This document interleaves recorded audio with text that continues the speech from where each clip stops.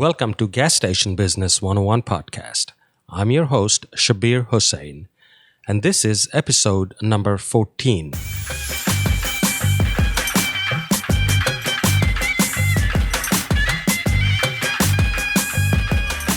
Welcome to the one and only Gas Station Business 101 podcast, where you can learn all the secrets about how to start and operate a gas station business successfully and make money.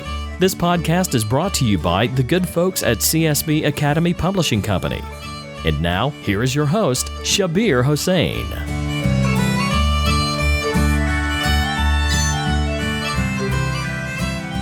Hello there. Welcome to episode 14 of Gas Station Business 101 podcast. First, let me thank all of you for listening to my show. One quick announcement before we start. My blog site, gasstationbusiness101.com. As you recall, in my last episode, I've said that the site was down because it was getting a makeover. I'm happy to announce that the site is back up, so all of you can go take a look at it and give me some feedback. As I said, I'm not 100% impressed, but it is functioning much better. Wish I was a designer. I knew how to do all of these, then I could do more. But I'm not a very creative person when it comes to this type of design. So I leave it up to the people that know how to do it. But again, I would love your feedback. Go to my site, navigate yourself through the site, and if you see any problem, please let me know.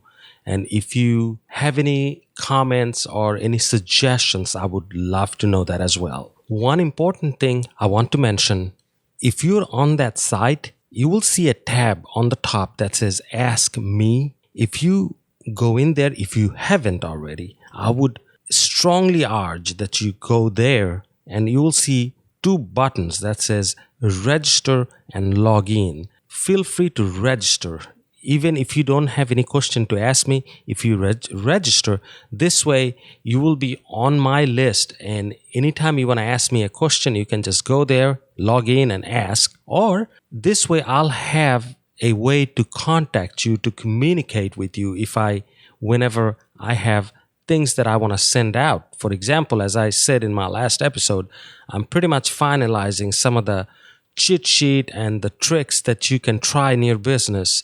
And it will be a lot of different cheat sheets. It's not just cigarette count. It's about how to hire employees or what checklist you need to go through to hire an employee. And then again, it will be some accounting help, like how to do your P&L and balance sheet and things of that nature. So it will be a lot of different things that I will be sending out. So it is a good idea for all of you to at least sign up either through their Ask Me tab, or you can sign up just directly all the way to the bottom of my site where it says sign up for our newsletter.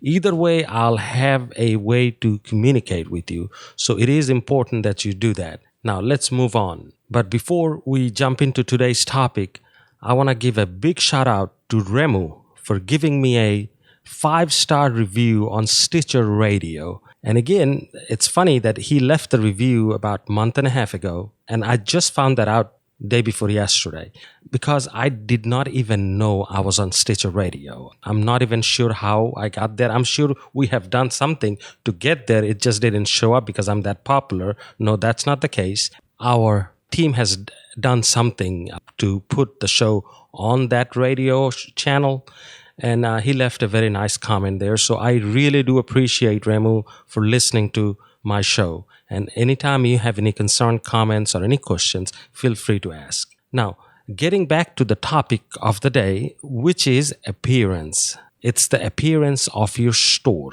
And you may think, why would there be an episode just on appearance? The reason I did not think I would do an episode on this.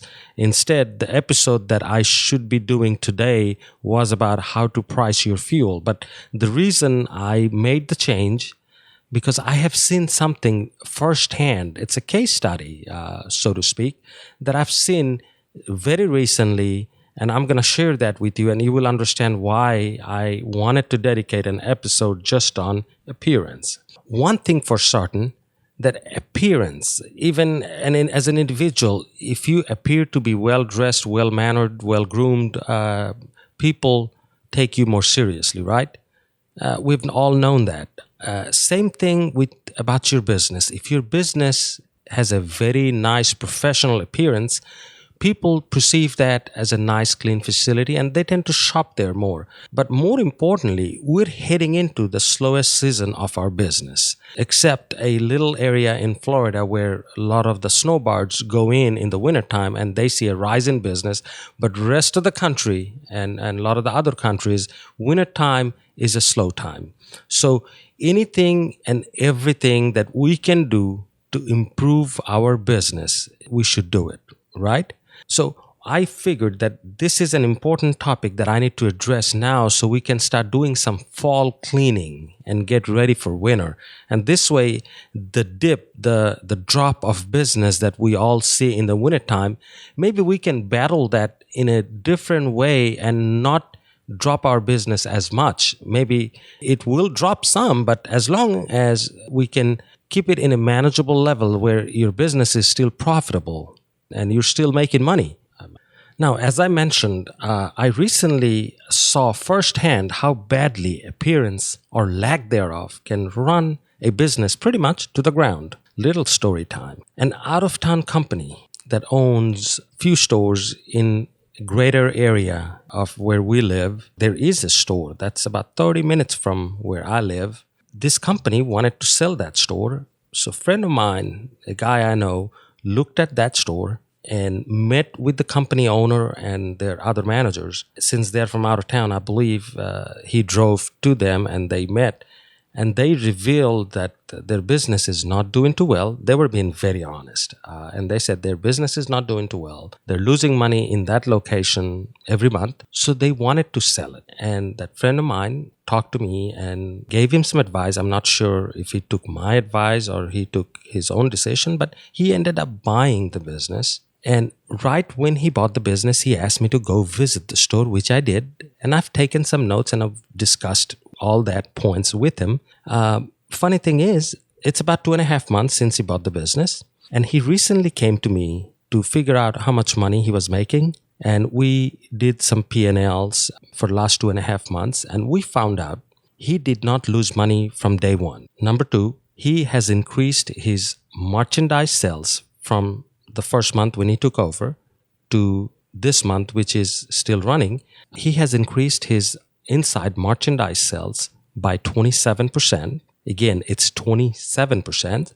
And his fuel or gasoline sales have gone up by 22% compared to the day he took over the business. It is amazing to know that a business can grow or improve that much that fast. If you recall any of those episodes I've done on marketing, I've said these are process and strategies that you can use, but don't expect to see overnight results.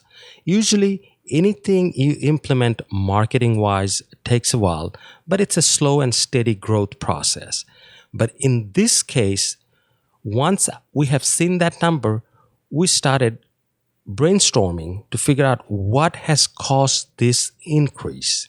And we found out only one single reason that he improved this business that much is appearance. When I say it's a single thing, which is appearance, but again, under appearance, he has done a lot of work. So we will touch on all of that. And I'm hoping that if we follow these 10 steps that I will be talking about today that he has followed, and some of those were my advice, but I will not take credit for it because some of these are his ideas as well. And more importantly, he executed these ideas very well.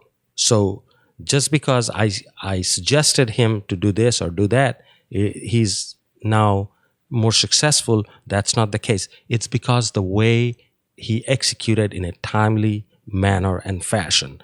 So again, I would want all of you to be careful when you listen to this because I want you to take notes. You don't have to get a pencil or paper right now, but you can go to my show notes and see those 10 steps, but listen to the show carefully. And I bet you if you implement some of these things, you will see a very good improvement in your business. Let's go through the list and I will address each and every item. Number one, is your fuel dispensers are functioning properly and are they presentable? Well, when I visited his store right before he bought it, he asked me to go visit and I took some notes. And when me and him spoke afterwards, he had some mental notes as well, and we compared and we agreed on most of the points. First one was gasoline pumps, the fuel pumps. Remember, this is where your customers, 70% of your customers come in contact with your business is through your fuel pumps. That is your first point of contact with any customers you have. So would you like to create a good impression? The first impression is the most important impression. So when a customer drives next to your pump and stops in and takes a look and sees the nozzle being dirty, the screen where the gallons and the dollar amount shows are hardly visible because all the dirt and whatnot, because of the rain and dust and whatnot, and then spider webs everywhere, trash right around the dispenser and whatnot. Also remember, if you have female customers that have kids in the car, they're being very careful when they pick up that nozzle because this nozzle can be very dirty. A lot of people grab these and they can have oily hands, dirty hands. So it is a good idea to keep a good impression of clean environment when it comes to your dispensers. So everybody feels comfortable, everybody feels safe and secure that, well, it's not going to give me any disease just because I touch this dirty nozzle. Maybe I'm going too extreme, but again, when it comes to your business, you need to think extreme possibilities. That way you cover everybody's concern. So my first suggestion to him was clean the dispensers. And there were a couple of broken nozzles and whatnot. I told him he needs to fix those, replace them. There was a couple of hoses that have cracks in them. And anytime you see some cracks on the hose that attaches to the nozzle, check it once every couple of weeks. Because once it breaks, it can be a disaster. Because when fuel travels through that hose, it is under pressure. And that's how we get so fast refueling.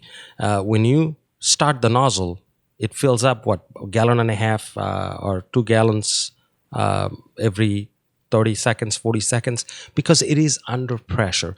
So think about this. If a hose breaks during fueling of a car, that fuel can go everywhere. And that can be a disaster for you, possibly even a lawsuit if somebody gets sick out of that. So check those things. And when he inspected that, he noticed there were cracks on some of those hoses.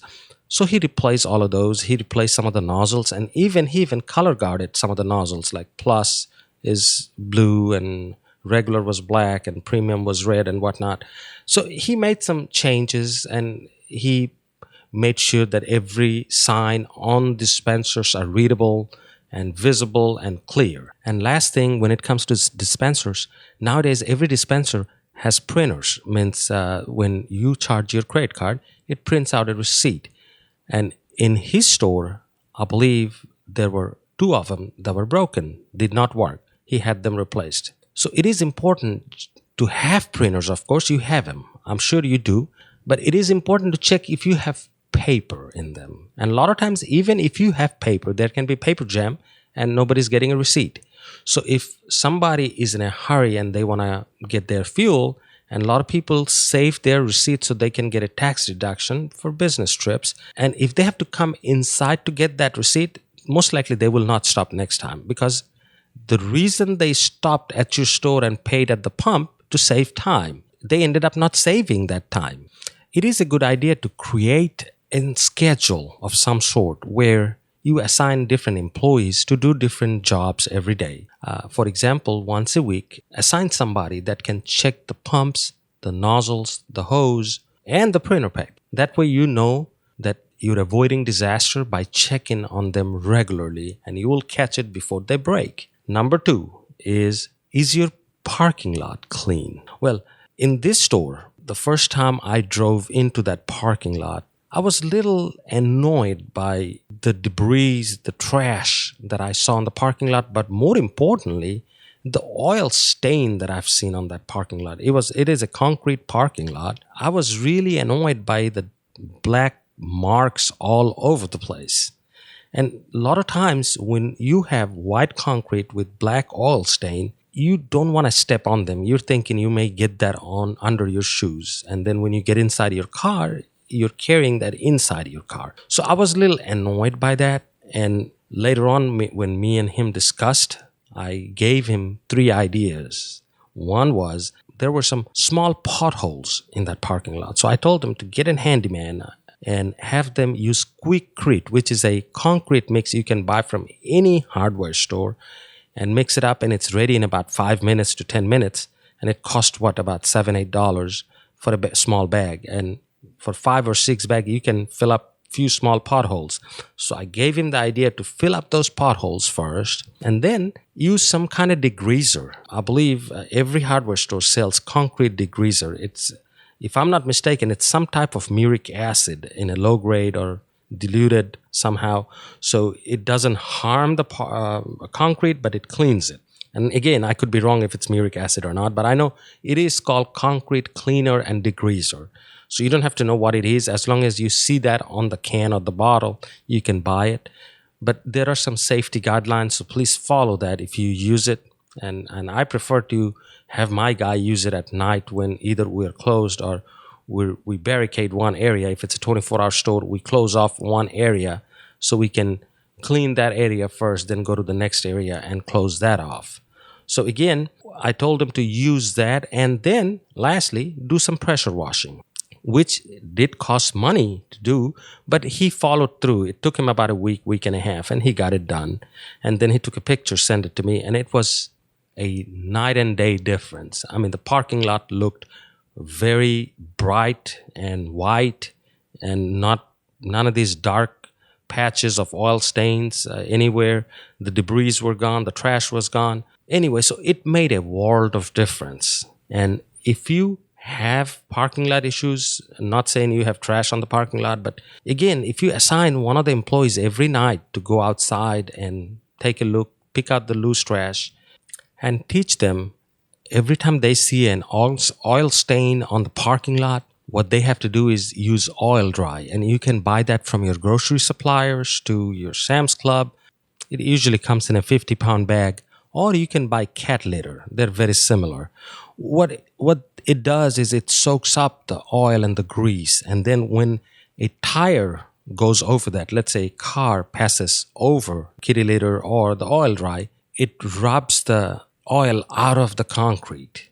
So that way your concrete gets cleaned every time somebody drives over that. If you use that every day, little scoop here, little scoop there, you don't have to do an expensive pressure washing or use those other chemical that I just told you about as far as degreaser and whatnot. So periodic maintenance on your parking lot can keep your parking lot very clean. All you have to do is assign somebody to go out there either every morning or every night just to look around and see if there are loose debris, loose trash, to pick that up and use some oil dry. Number 3 on that list is windows, doors, and cooler doors. The reason I mention this again, as I said, these recommendations are all based on what we have seen in that store. So I'm going to bring that up. In that store, the front windows and front door had so many signs and notices that you could hardly see inside. And again, when you fill up your windows and doors with too many advertising, signs, lost cat, lost dog notices, nobody pays attention to any of them. And especially your advertising. If you're advertising 20 or 30 items on your windows and doors, you're confusing people. And that's why when you visit, again, a 7-Eleven, Circle K, or any big brand, Wawa, Food Mart, and that sort of places, you don't see too many advertising on the window. Maybe 1, maybe 2 at most. Because they want you to focus just on 1 or 2 items. They don't want to confuse you. Plus, they don't want to block the view of the door or the window. They want people to feel secure that they can see the inside of the store. So that one thing I noticed and he noticed. So one thing he got done very fast, which was removing all those signs and cleaning up the doors. And you will see every store has glass doors, so it is a good idea time to time to use Windex and just to clean them, because a lot of times you have greasy hands and dirty hands and they touch those glasses and then all the fingerprints stay there, especially on the cooler doors. If you're going to grab a drink and you see a dirty cooler door, you may lose your appetite or thirst and say, I don't want it. So it is a good idea to have your employee set up and schedule where every other day or every 3 days they go and clean the cooler doors, both inside and out, and your front doors. If nothing else, the front doors get dirty more often than anything else. So it is a good idea to not have too many signs where you distract people and they can hardly see through that door, and also keeping the door clean and the windows. If you have to have an advertisement, have just one or two. Don't let Coke, Pepsi, Budweiser, Miller Lite, everybody come in and put big posters on your windows. That way, nobody will pay attention to that. If you let Coke put one, next month let Pepsi put one. If you put Budweiser put one, let the other company put another one in 2 weeks or 3 weeks. That way, again, it will help you promote the merchandise and not confuse people. Number 4, on that note, I'm going to piggyback on number 3, which is interior and exterior signage. As I said, on the doors and windows, if you have too many signs, nobody pays attention. Similarly, you have walked into many stores where inside they have way too many signs hanging from the ceiling. This, that, the fountain drinks, the beer, the soda, the 2 liters, the 12 packs. If you do that, again, you're confusing people. Similarly, outside, a lot of people have way too many signs outside. So minimizing those and having 1 or 2 at one time, you're not only promoting that category and that product, but you're also improving the appearance of your store. So you can apply both of these at once. When you clean the doors and windows, make sure you take out all the excessive signage from inside your store and outside your store. Number 5, clutter everywhere. Well, in that store, when I walked in, I noticed one thing. Most grocery companies, if you have a contract with your candy companies, for example, Hershey's and all of those companies, where they pay you a couple of $100 a year, they send you something called floor shippers. Means it stands on the floor and it has some deals like 2 for $1. 2 for 2 candy bars or 2 for 3 candy bars and whatnot. These are called shippers. The floor shippers or floor standing shippers means these displays stand on the floor. These are beautiful things to have, and they can promote your candy category very well, and people get a bargain when they buy these. They know they're getting a bargain. So these are good things to have, but not too many at one time. More importantly, what I noticed in that store was the shipper that they got 3 months ago, it's still there, has few candy left. Then they got another shipper the very next month, that is still there. And then there are other ones that are completely empty, but they filled it up with something else. So everywhere I looked, there was something in there. It's not a clear path to anything. It's you're turning left, turning right, turning left, turning right. Means you have to really be careful when you're walking inside that store, because things are everywhere. And that is what I call clutter. And then again, on the checkout stand, I noticed they had business cards, 20 different kinds from different people, stack of them. The local plumber left 20 business cards. The local electrician left 20 business cards. The accountant left something. So everybody and anybody has any business, they left a stack of business cards. So it is like a table or checkout counter full of business cards. And then underneath the checkout counter, there were flyers that somebody lost their dog or somebody lost their cat. And all of these are fine. As a community, you have to help people, but you need to designate an area. Okay, I'll only display your cards for a few days, and you can leave it here, but not more than 2 businesses at once. And if you lost your cat, I will put it outside on such and such area only for a couple of days. If you want to do that, designate an area, not everywhere, not close to your checkout counter. And again, this is what I call clutter. So when you're approaching a checkout counter, if you see all of these, you may get distracted. And my goal would be not to distract my customers. I want them to focus so they can buy more. So that is my goal, and that should be your goal as well. So get rid of those floor shippers. Make sure the pathway to your store inside is clean and clutter free, where people can roam and walk freely without bumping into different displays. That brings me to number 6, which is a functional and effective layout of the store. And again, I think I touched on that in previous episodes where we talked about merchandising and how to lay out the products. Don't know if you recall where I said, if you're selling beer at wherever your cooler is, if you have beer there, next to the beer should be your salty snacks or chips, because people associate beer with chips. Means when you're having get together with your friends and you're drinking beer, you most likely are having chips and not coffee cakes. So a lot of stores do that. The wrong layout means the last aisle, where right after that the walk-in cooler starts, the cooler door starts, and that's where the beer is, the first 7 doors, for example. The last row of merchandising is usually motor oil or sweet cakes. Bad idea. So merchandise has to be effective and it should make sense. Meaning your motor oil section should be in one place where it's not too visible from anywhere. Where people first walk in, they should not see the motor oil section. Or when they're going to the cooler, they should not see it. Put it in the worst possible place in your store. If you think this is the hardest place to reach in your store, put your motor oil there, because whoever needs it will find it. But you want the other areas to be impulse purchase. Means when people are grabbing a 12-pack of beer or 6-pack of beer, you want them to turn around and see chips or salty snacks so they can grab one. Similarly, next to coffee, you should have cakes and donuts and not salty snacks.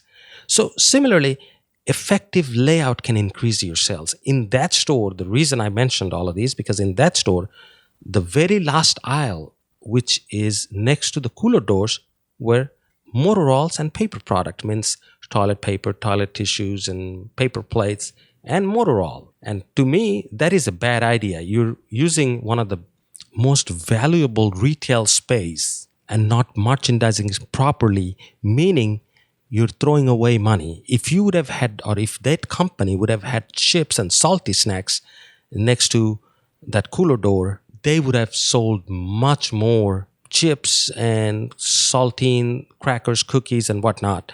But again, nobody associates motor oil with beer. So that was wastage of space, of very valuable sales space. Anyway, so he turned around and did some changes in his layout. Like I said, he moved the salty snacks next to that beer aisle and coffee next to the coffee. He had cakes, and he didn't have to do major changes, but just simple layout change, which he has done. And again, all these improvements that I just told you that he had experienced in last 2.5 months,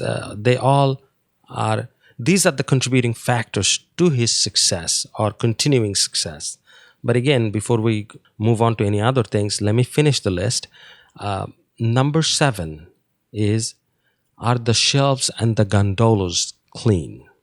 I'm sure if you have a store, or if you've gone to a store, you have noticed in some of the aisles, let's say you ran out of ketchup and you're picking up a bottle of ketchup from a grocery store or a convenience store. And if you go there and see there was dust on top of the cap of that ketchup bottle, and around the bottle there was some dust, chances are you will not pick that up, because you'll think, God knows how long this ketchup has been sitting in this shelf. Well, one thing for certain, you can have the ketchup only there for a month, but problem is, gas station is a high traffic area or business. So the door gets open and closed hundreds of times a day, maybe 1,000 times a day. And during this time, all this dirt and dust that travels through from the road to inside the store, some of them do settle on these gondolas and shelves and on top of the products. So it is vital that we clean the shelves, the gondolas, and everything else that are sellable merchandise at least once a week. And looking at their shelves, I knew nobody had touched it for at least a month or 2 months. So that was one thing he did, where he took everything down, he cleaned every shelf. I think he painted a few of them because they didn't look that clean. And he ended up painting them so it would look clean. And cleaning the products as well. So if you have a cashier and give them a duster and say, just dust it, dust the top of the products. That way the products don't have dust on top of it. And trust me, that will improve your sales. Next, number 8, we both noticed the store was not properly lit.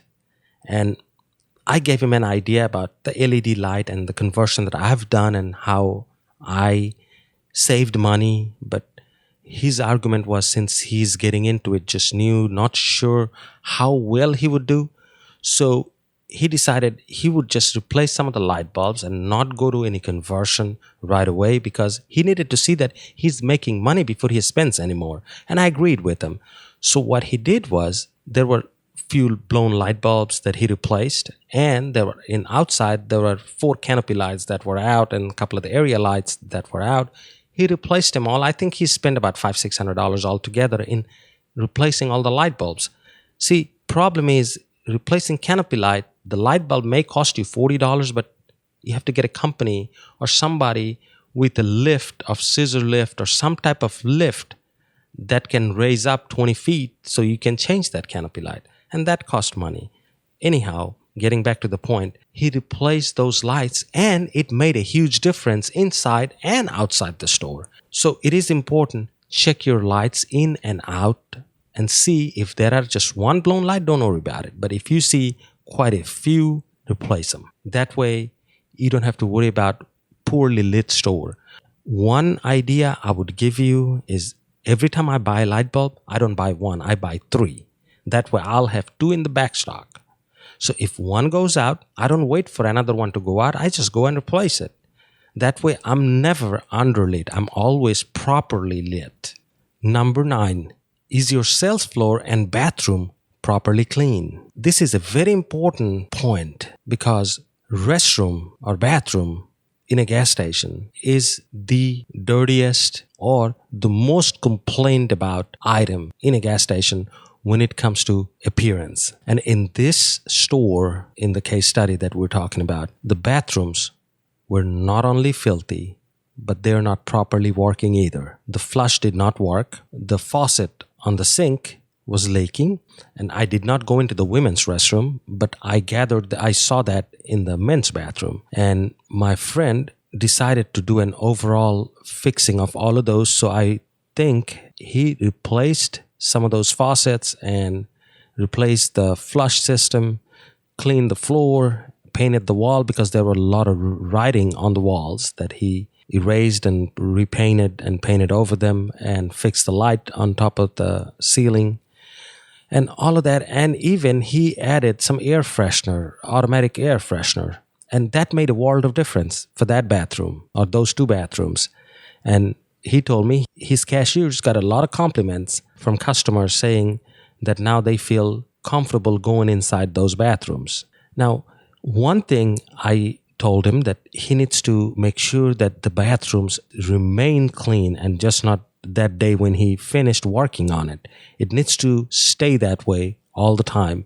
So he needs to make sure that the bathrooms are properly stocked with paper towels, napkins, and bathroom tissue, and that air freshener needs a refill every week. So he needs to make sure he checks that, and he will see a huge difference in the happiness or the face of the customer that are visiting his store. They will be happy that the bathrooms are really clean for the first time. Next, is your sales floor clean? That is one major thing we've noticed in that store. The floor was sticky.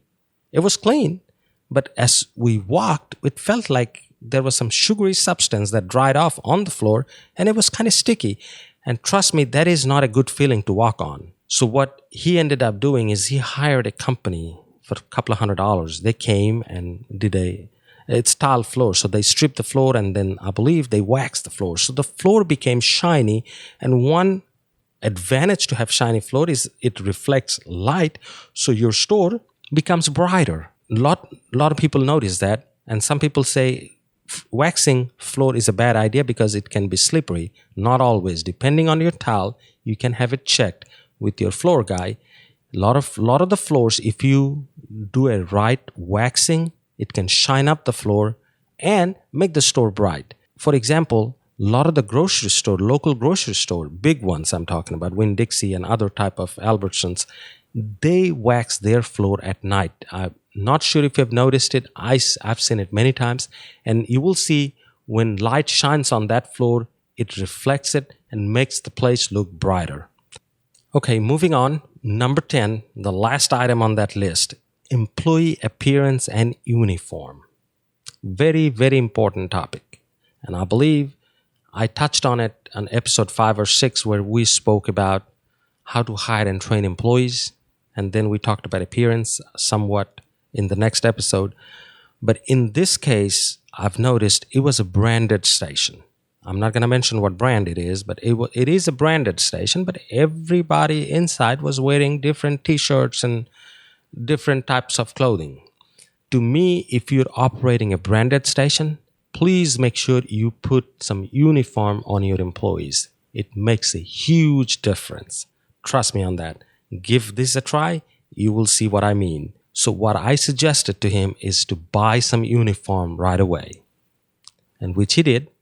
And then teach them the basics of customer service. Put them on uniform. Have them smile to the customers. If they're busy, make eye contact. And again, in one of the episodes, I believe it was episode number 12, where I spoke about theft and how if an employee just makes an eye contact with customers and smiles, or let's say he or she does not even smile, just makes an eye contact, if the customer that just walked in has a bad intention to do anything, they may not do it because they think I've been noticed by the cashier. So it is for safety, but it is more importantly for customer service. At least you're acknowledging the person that is walking into the store.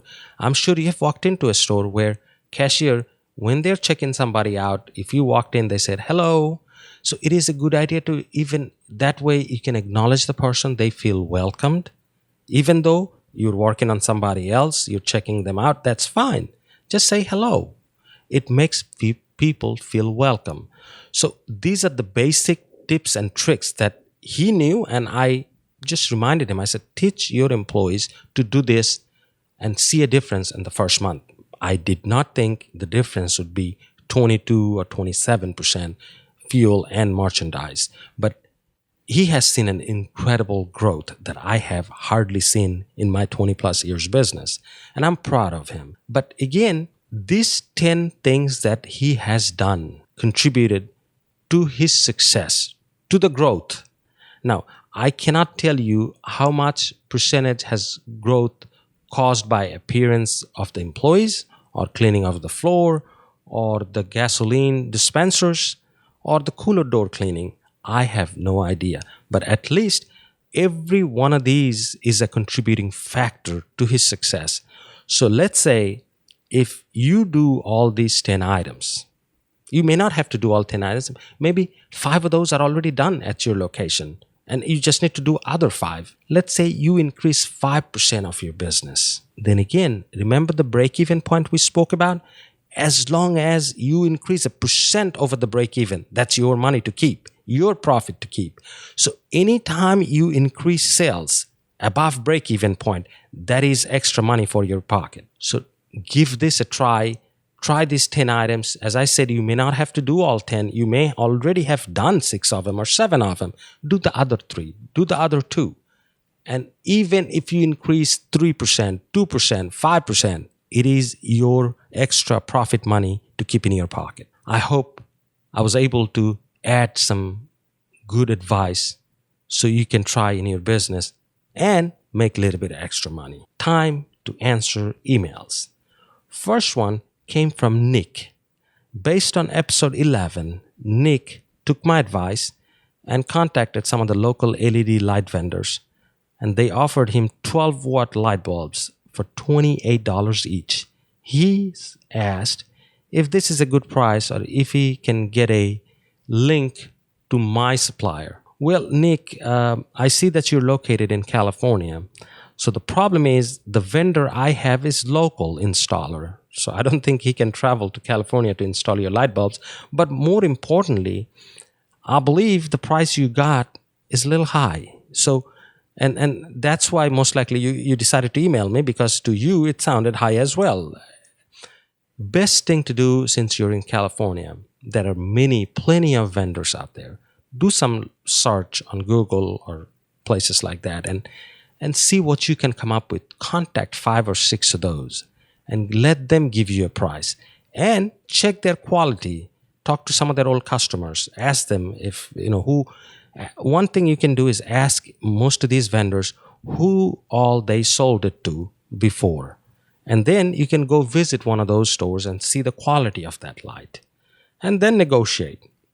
Worst case scenario, if you cannot get anybody to sell you these light bulbs, you can go to Alibaba, ALIBABA.com. It's a Chinese website. They sell from light bulbs to whatever, cars. They sell everything. You can buy light bulbs from there, but I do not recommend that because you're only going to buy 100 or 200. And that's not feasible for you to buy from China, pay the shipping cost and some customs duty and whatnot. It is better to find locally. So if you have any problem, you can contact the seller or the supplier and address that issue. But if you have, let's say, 10 stores and you need to buy a couple of thousand light bulbs, my advice would be to go to Alibaba, check the seller's ratings, and then negotiate price and buy a large quantity of light bulbs, then hire a local electrician, explain to him what you're doing, and let him or her do that job. But if you have just one store, try to contact more vendors and negotiate with them. Second email comes from Romy, and he asked, what should be the ideal difference between regular fuel price to plus and to the premium fuel price? The timing of your question, Remo, even though the question came about 3 weeks ago, but sorry that I got delayed answering you, but I'm going to give you this answer next week. The reason is I'm already working on an episode about fuel pricing. It is a vast topic. It's a broad topic. So if I give you the answer right now, I will have an extra episode because I will be talking for that long. So wait another week and you will have your answer. But in the meantime, all of you need to look in your fuel prices, the price that you get from your jobber or your wholesaler. You will see if your regular is $2 in your cost, let's say the rack price that they're going to sell it to you is at $2 regular, just a round ballpark figure, not that your cost is $2 today, but let's say it is $2 today. Most likely your plus cost is at $2.15 and your premium cost is at $2.55 to $2.60. So there is a 15 cents difference average between regular to plus and 50 cents to 55 cents difference between regular to super, where up until 1999, the price differences were always about 10 cents. If your regular cost $1, your plus would cost $1.10 and your premium would cost $1.20. Similarly, most of the gas station priced that way, where if they posted a price $2.09 for their regular, $2.19 was their plus and $2.29 would be their premium. That's not the case anymore because fuel companies have realized that they need to make money somewhere. So they decided, okay, even though I'm going to sell regular at a cheaper price, I'm going to jack up the price on the premium fuel. At least that way I can still get some revenue. So when you price your fuel, you have to be very careful not to lose money and to make up some extra money, because a lot of times we sell fuel, especially regular, at very low margin. So when you sell plus and premium, you need to pick up some extra margin. So your composite margin can be a little higher than what your regular is. And I will touch on all of that next week. But in the meantime, I want all of you to take a look at your fuel price and take a look, see what the differences are between plus and premium and regular, or compared to regular rather. And you will be amazed to see, I have seen mine about 55 cents difference between regular to super and 15 when comparing regular to plus. We're pretty much at the end of the show, and this is time for me to recommend a book like I do every week. And this week's book is a little bit different. And when I say a little bit different, means it's written by somebody that we all know. So the name of the book is Money, Master the Game, 7 Simple Steps to Financial Freedom, written by Tony Robbins. We all know who Tony is. We've seen him on TV, and we know that he's a business coach, he's a motivational speaker. But more importantly, I did not know that he coached and inspired about 50 million people in over 100 countries in the last many, many years. But more importantly, this book is a must-read because he interviewed some of the best financial minds in the business, like Warren Buffett. Yes, the Warren Buffett, Carl Icahn, and Steve Forbes, the Forbes magazine, and many other financial geniuses. And then he created this 7-step guide to financial freedom. And since we're in business, I think we all can enjoy financial freedom. I believe it is a must read for all of us. And I started reading it last week. I'm still in it. So far I'm loving it, and I want you to enjoy it as well. So go read the book. In case you forget, you can find the name of the book in my show note under episode 14. So I will bring you the next episode, which is all about fuel pricing, like I promised. So please stay tuned, and I will see you next week.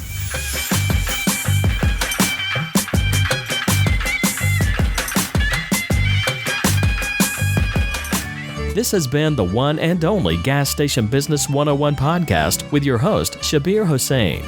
This podcast was brought to you by CSB Academy Publishing Company. Be sure to join us next time as we share with you the secrets about how to start and operate a gas station business successfully and make money.